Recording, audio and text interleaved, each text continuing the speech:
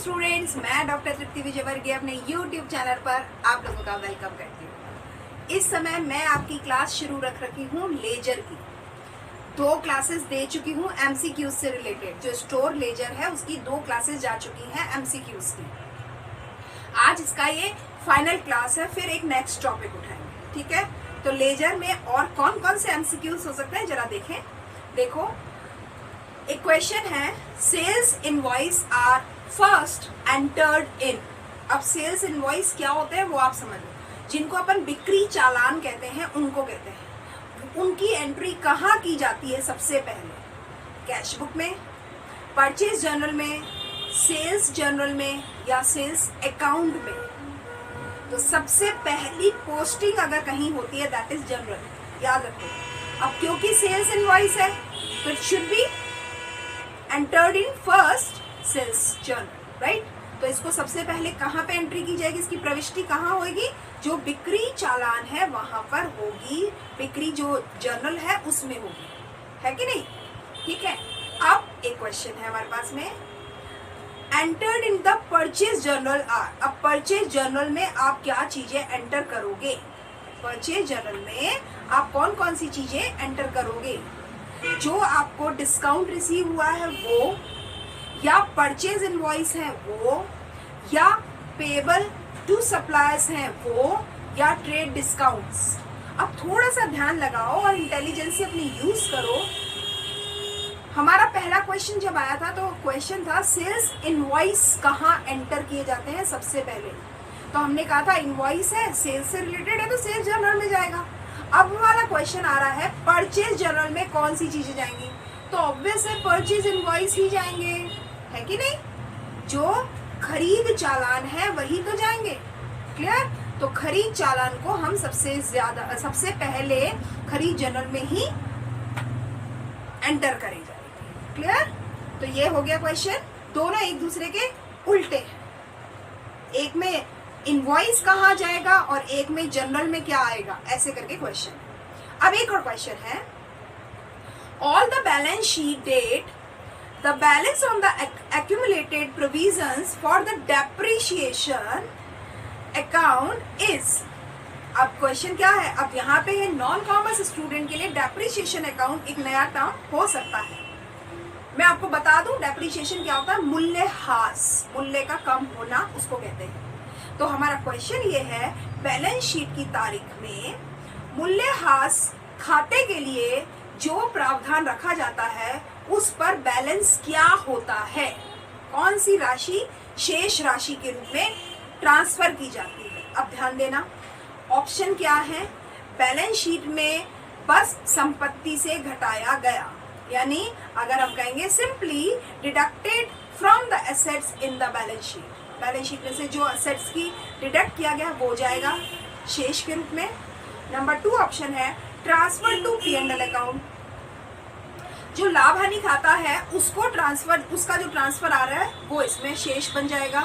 या transfer to the assets account, जो संपत्ति खाता है उसका जो ट्रांसफर किया जाएगा बैलेंस वो इसमें बनेगा। या ट्रांसफर टू डेप्रिसिएशन अकाउंट, या फिर मूल्यह्रास का जो ट्रांसफर किया जाएगा बैलेंस वो जाएगा। अब क्वेश्चन हमारा बैलेंस शीट डेट पर क्या चीजें डिडक्ट होंगी? तो आप याद रखो, बैलेंस शीट में से जो असेट्स डिडक्ट हुई हैं वही डेप्रिसिएशन है।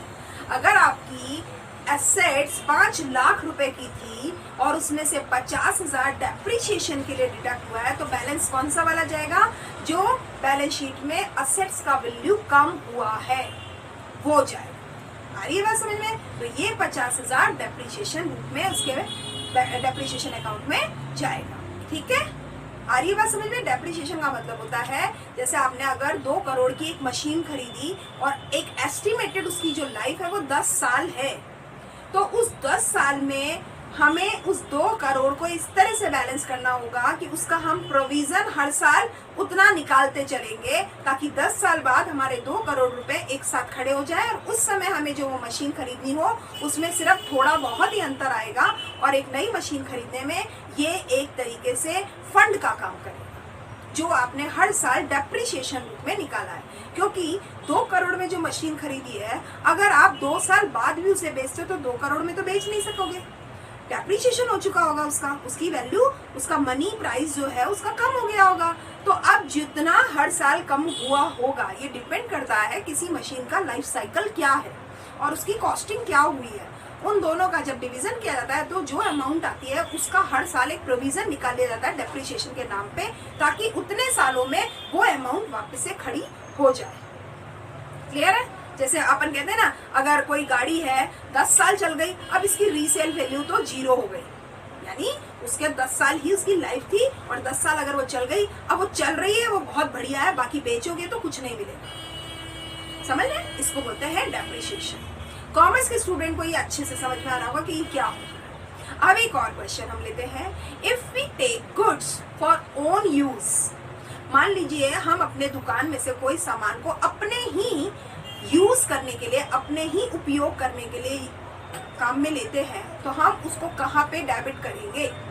हम उसका डेबिट शो क्या नाम से करेंगे? तो ये कहता है डेबिट ड्रॉइंग अकाउंट और क्रेडिट परचेज अकाउंट को कर देंगे कि परचेज अकाउंट को तो क्रेडिट कर दो और ड्रॉइंग अकाउंट को डेबिट कर दो। क्या ये ऑप्शन होगा?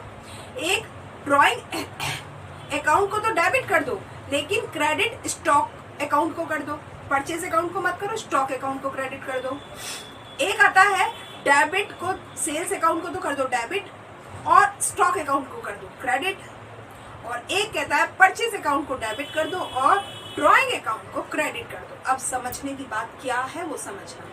आपने दुकान में से माल को निकाल दिया, किस चीज के लिए निकाला है? स्वयं के उपयोग के लिए, सेल्फ यूटिलाइजेशन के लिए अगर उस माल को निकाला है तो हमेशा ड्रॉइंग अकाउंट डेबिट होता है। ड्रॉ किया है आपने, निकाला है, बेचा नहीं है, सेल से कोई रिलेशन नहीं है उसका, ठीक है? तो ड्रॉइंग को तो डेबिट करोगे, और क्योंकि माल खरीदा गया था तो उसको क्रेडिट करोगे। तो जो खरीदा गया माल था उसको आपने निकाला है तो वो ड्रॉइंग अकाउंट तो डेबिट हो गया और परचेज अकाउंट को आपने क्रेडिट कर दिया। ठीक है? समझ में आ रही है बात? ये रहेगा। ऐसे क्वेश्चन आपको बहुत उलझा सकते हैं, इसलिए इन सबको क्लियर रखना जरूरी है। अब एक क्वेश्चन आता है, when a petty cash book is kept there will be. Question है हमारे पास में, जहां पे आपको एक छोटी रोकड़ बही जहाँ रखी जाती है, पेटी कैश बुक का मतलब होता है जो छोटी रोकड़ बही होती है, वो अगर रखी जाती है तो ऑप्शन है आपके पास, no entries made at all in the general ledger for items paid by petty cash. छोटी मोटी रकम के लिए जितना भी पैसा पे किया गया है उसकी भुगतान के हिसाब से सामान्य खाता बही में उसकी कोई प्रविष्टि नहीं की गई। क्या ये बात मतलब समझ में आती है कि एक छोटी रोकड़ बही अगर आप रख रहे हो तो जो छोटे नगद द्वारा भुगतान की है चीजें उनके लिए सामान्य खाता बही में कोई उसकी एंट्री नहीं की गई। क्या इसका ये मतलब होता है? दूसरा ऑप्शन है आपके पास में कि the same number of entries in the general laser, जो सामान्य लेजर है उसमें सेम नंबर ऑफ एंट्रीज की गई हैं जो आपके पेटी कैश बुक में है। क्या इसका ये मतलब होता है? एक है fewer entries made in the general ledger, कि जो सामान्य लेजर है उसमें हमने इसमें से कुछ एंट्रीज को उसमें भी प्रविष्टि की है, और एक more entries made in the general ledger, कि जनरल लेजर में इससे ज्यादा एंट्रीज की गई है, कम उतनी की उतनी या बराबर, कम ज्यादा या उतनी की उतनी। एक 3 तो ऑप्शन ये थे और कोई भी एंट्री नहीं की गई, एक ऑप्शन ये था। तो अब जरा ध्यान दो, अगर हमारे से ये पूछा जा रहा है कि जब आप छोटी रोकड़ बही रखते हो तो हमें इसका आंसर हमको कहता है कि सामान्य खाता बही में कम एंट्री की गई है और उसका फुल ब्यौरा जो है वो हमने छोटी रोकड़ बही में दर्शाया है। ना तो सारे के सारे ट्रांजैक्शन लेजर में जाते हैं, ना ही कम उससे ज्यादा एंट्रीज जो है लेजर में जाती हैं, ना ऐसा होता है कि कोई भी एंट्री लेजर में ना जाए। एक्चुअल इसका मतलब ये होता है कि कुछ एंट्रीज लेजर में की गई हैं, लेकिन एक्चुअल उनका जो ब्यौरा है वो पूरा छोटी जो रोकड़ बही है, पेटी कैश बुक है, उसमें दिया है। ठीक है? ये बात समझ में आती है। अब एक क्वेश्चन हमारे पास में, अब एक क्वेश्चन है, if a trial balance totals do not agree the difference must be entered in अगर ट्रायल बैलेंस का कोई बैलेंस अगर जो है टोटल जो है उससे आप नहीं सहमत होते हैं तो इस अंतर को कहाँ हम दर्ज करेंगे या कहाँ रिकॉर्ड करेंगे, P&L अकाउंट में या एक नॉमिनल अकाउंट बनाएंगे जिसको नाममात्र का खाता कहते हैं, या पूंजी खाते में, या एक सस्पेंस खाते में। आप याद रखो, अगर हमारे जो ट्रायल बैलेंस का कोई डिफरेंस आता है उस डिफरेंस को हम हमेशा सस्पेंस अकाउंट में डालते हैं। सस्पेंस अकाउंट उसी के लिए काम आता है जहाँ पे कोई चीज समझ नहीं आती वो उसमें जाती है, जिसका कोई हेडिंग नहीं होता वो सस्पेंस अकाउंट में जाता है। ठीक है, अब एक क्वेश्चन है आपके पास में कि यदि निश्चित पूंजी बनाए रखना आवश्यक है तो जो पार्टनर्स होते हैं उनके प्रॉफिट का हिस्सा क्या होना चाहिए। अगर एक निश्चित पूंजी हमारे बिजनेस में बनाए रखनी जरूरी है तो पार्टनर्स का जो कैपिटल का रेशियो है या प्रॉफिट का जो रेशियो है वो क्या होगा। तो यहाँ पे क्वेश्चन के ऑप्शन है आपके पास में, क्रेडिट टू कैपिटल अकाउंट या डेबिट टू कैपिटल अकाउंट या debited to partners current account या credited to partners current account. तो यहाँ पे ध्यान देखना, ये पार्टनर्स के करंट अकाउंट में डेबिट होगा, उनके प्रॉफिट का जो मुनाफा है वो हमेशा पार्टनर्स के करंट अकाउंट में क्रेडिट होगा। ठीक है, ये रहेगा। अब एक क्वेश्चन है आपके पास में कि जो हमारे पास में ऑप्शंस आ रहे हैं उसमें से कौन सा ट्रांजैक्शन ऐसा है which have no impact on the stock holders equity, यानी स्टॉक होल्डर्स की यानी जो शेयर होल्डर्स होते हैं उनकी इक्विटी पर कोई असर नहीं पड़ेगा। ऐसा कौन सा लेन देन होगा? अगर शुद्ध हानि है वो, या investment of cash by stock holders यानी जो शेयर धारकों के द्वारा नकदी का जो निवेश होगा वो, या dividend to the share holders जो उनको लाभांश दिया गया वो, या बैंक ऋण जो बैंक लोन होता है उसकी जो रेवेन्यू जनरेट हुई है उससे अगर आपने कोई जमीन खरीदी है वो। तो ध्यान रखना, साझेदार जो शेयर होल्डर्स होते हैं उनकी इक्विटी पे कोई अगर असर नहीं पड़ने वाला इसमें से ट्रांजैक्शन है, दैट इज कि बैंक ऋण की आय से अगर हमने भूमि की खरीदी की है तो, क्योंकि शुद्ध हानि या जो नकदी का निवेश है शेयर होल्डर को या उन्हें लाभांश दिया उसका डायरेक्ट असर हमारे शेयर होल्डर के ट्रांजैक्शन पर पड़ता है। इन तीनों का सिर्फ ऐसा है जो purchase of the land from the proceed of bank loan से हमने अगर किसी जमीन को खरीदा है उससे किसी भी शेयर होल्डर की इक्विटी पे असर नहीं आएगा, केवल यही एक ऐसा ट्रांजैक्शन होगा। ठीक है, अब एक क्वेश्चन है हमारे पास में, amount invested by the proprietors in the business should be credit to, यानी जो पैसा या जो नगद पैसा जो है अमाउंट जो है निवेश जो राशि का किया गया है उस व्यवसाय के मालिक ने अगर इन्वेस्टमेंट किया है तो उस राशि को हम क्रेडिट कहाँ पे करेंगे? अकाउंट पेबल में के नाम से, कैपिटल के नाम से, कैश के नाम से या ड्राइंग के नाम से। तो एक्चुअली अगर व्यवसाय में मालिक ही निवेश कर रहा है तो हम उसको क्रेडिट करेंगे कैपिटल के नाम से। ठीक है, कैपिटल के नाम से हम उसे क्रेडिट करेंगे। आगे कहते हैं, transaction are first recorded in which book और अकाउंट। सबसे पहले ट्रांजैक्शन को हम किस बुक या अकाउंट में ट्रांसफर करते हैं या रिकॉर्ड करते हैं? तो आपके पास है बुक ऑफ ओरिजिनल एंट्री एक ऑप्शन, टी अकाउंट्स या अकाउंटिंग इक्वेशंस या बुक ऑफ फाइनल एंट्री। तो फाइनल एंट्री तो होगा नहीं, सिंपल ओरिजिनल एंट्री की जो बुक होती है उसमें हम सबसे पहले रिकॉर्ड करते हैं किसी भी ट्रांजैक्शन। एक क्वेश्चन आ रहा है, goods return by customer will be debited to which account. अगर कस्टमर ने हमें कोई सामान जो उसने खरीदा था वो लौटा के वापस दे दिया है और वो वापस हमारी दुकान में या गोदाम में आ गया है तो हम उसमें किस अकाउंट को डेबिट करेंगे? परचेज को, रिटर्न को, कस्टमर को या रिटर्न इनवर्ड्स?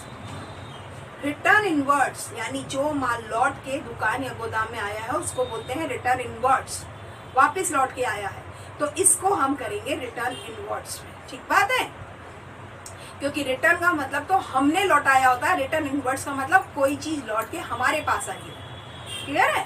अब आगे, general is also called general को हम क्या और बोलते हैं?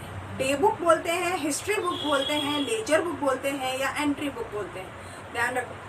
ध्यान रखो जनरल में हर दिन की एंट्री आती है तो डे बुक कहते हैं इसको, हर दिन की एंट्री आती है उसमें।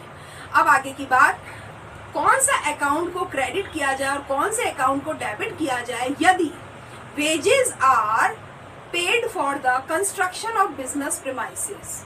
व्यवसाय में हमने एक 4 दीवारी खड़ी करी है, उसके कंस्ट्रक्शन में जो कॉस्ट आई है, तो हमें कौन से अकाउंट को तो डेबिट करना और कौन से अकाउंट को क्रेडिट करना, सिंपल सी बात है ना, सिंपल सा क्वेश्चन है। तो आप जरा ध्यान दो, अगर हमने एक अहाता तैयार करवाया है, परिसर का निर्माण करवाया है, तो हम मजदूरी का जो भुगतान कर रहे हैं उसमें क्रेडिट तो करेंगे हम नकद को, क्योंकि कैश जा रहा है, क्रेडिट करेंगे। और डेबिट किसको करेंगे, हम करेंगे परिसर को, प्रीमाइसेस को, उसके हेडिंग को करेंगे हम डेबिट और क्रेडिट करेंगे हम कैश को। ठीक बात है, जिसको हमने कहा नकद गया है। अगर ये उधार गया होता, मान लो हम पेंडिंग रखते हैं, तो एंट्री चेंज हो जाती, पर हमने नगद का निर्माण किया, भुगतान किया है मजदूरी को। ठीक है, यहाँ समझ में आ रही है? बहुत फर्क पड़ता है आपने पेंडिंग रखा है या कैश पेमेंट किया है वेजेस का, तो किस तरह से एंट्री होगी ये चीज देखनी पड़ती है, एक शब्द पे ध्यान देना पड़ता है। ठीक है, अब एक बात है कि जो कौन से स्टेटमेंट ऐसे हैं, क्वेश्चन है हमारे पास में कि जो जनरल की लिस्ट होती है ट्रांजैक्शन की, उसमें ऑर्डर क्या होता है, क्या ऑर्डर होता है, डिक्रीजिंग होता है, क्रोनोलॉजिकल होता है, अल्फाबेटिकल होता है या इंक्रीजिंग होता है। यानी घटते हुए क्रम में जनरल के लेन देन को सूचीबद्ध किया जाता है, या काल के हिसाब से यानी समय के हिसाब से किया जाता है, या वर्णमाला के हिसाब से किया जाता है, या बढ़ते हुए ऑर्डर में किया जाता है। इसको ऐसे समझो, मिस्टर ए को आपने 50,000 का पेमेंट किया था, फिर मिस्टर सी को आपने 20,000 का पेमेंट किया था, और मिस्टर डी को आपने 70,000 का पेमेंट किया था। अब अगर अल्फाबेटिकल करोगे तो अलग टाइप होगा, किसी डेट पर किसी को किया है, किसी डेट को कम किया है, किसी डेट को आपने ज्यादा ट्रांजैक्शन किया है, तो किसको बेस बनाओगे? याद रखो, डेट को बेस बनाया जाता है, ज्यादा पेमेंट करने वाले को पहले या ज्यादा पेमेंट करने वाले को बाद में करेंगे, ऐसा ऑर्डर नहीं होता कभी भी। 1 तारीख को हमने ये चीज पे करी है या ये चीज रिसीव करी है, 2 तारीख को हमने ऐसा किया है, तो हमने जो तारीख को बेस बनाया इसको बोलते हैं क्रोनोलॉजिकल ऑर्डर। तो तारीख के हिसाब से इसका रिकॉर्ड होता है ट्रांजैक्शंस का, इसको बोलते हैं काल के अनुक्रमण में, क्रोनोलॉजिकल इंग्लिश में बोलते हैं। तो इसी तरह से पेमेंट एंट्री की जाती है ट्रांजैक्शंस की। अब एक क्वेश्चन आता है, कौन से स्टेटमेंट में हम ये कहेंगे ये गलत है अगर हम बात कर रहे हैं जनरल एंट्री के संदर्भ में, यानी जनरल एंट्री के संदर्भ में हम अगर बात कर रहे हैं तो इसमें से कौन सा कथन ऐसा है जो गलत है? अब कथन कौन से है वो जरा सुनते हैं। The debited account titles are listed first. जो डेबिट के अकाउंट के टाइटल्स होते हैं वो सबसे पहले लिस्टेड किए जाते हैं, सूचीबद्ध किए जाते हैं उनके शीर्षक। ये बात गलत है। या जो जनरल एंट्रीज होती हैं वो हमेशा लेन देन के असर को दिखाएंगी, ये सही है, गलत है। या each journal entry should begin with a date, कि हर जनरल एंट्री डेट के साथ शुरू होनी चाहिए, ये बात गलत है। या general entries provide account balances, general entry से हमें अकाउंट का बैलेंस पता चलता है, ये बात गलत है। अब सोच के देखो 1 मिनट। थर्ड ऑप्शन आपके पास क्या था कि हर जनरल एंट्री डेट के साथ शुरू होती है, तो वो हमने आपको कहा जनरल एंट्री को हम, जनरल बुक जो होती है उसको हम डे बुक भी कहते हैं। इसका मतलब है हर दिन के ट्रांजैक्शन को रिकॉर्ड किया जाता है, तो इसका मतलब वो डेट से शुरू होगी उसकी एंट्री हमेशा। एक बात आई थी कि जो डेबिट अकाउंट होता है उसको हम पहले लिस्टिंग करते हैं, ये भी बात बिल्कुल सही है। ठीक है, एक आया था कि उसमें ट्रांजैक्शन के इफेक्ट्स क्या आ रहे हैं वो पता चलता है, कौन आ रहा है, क्या चीज आ रही है, किसको दिया जा रहा है, क्या चीज दी जा रही है, ऐसे करके ये शो करता है। तो ये तीनों बातें तो एकदम सही है। हमसे पूछा जा रहा है जनरल एंट्री के ट्रांजैक्शन से रिलेटेड कौन सी बात सही नहीं है। तो अब क्वेश्चन का ऑप्शन बच रहा है कौन सा हमारे पास कि जनरल एंट्रीज हमेशा अकाउंट के बैलेंस को शो करती है, ये बात गलत है। जनरल एंट्री से अकाउंट का बैलेंस कैसे आएगा? अभी तो बहुत कुछ होना बाकी, अकाउंट्स खुलेंगे। जनरल एंट्री में तो केवल ट्रांजैक्शन का रिकॉर्ड हुआ है।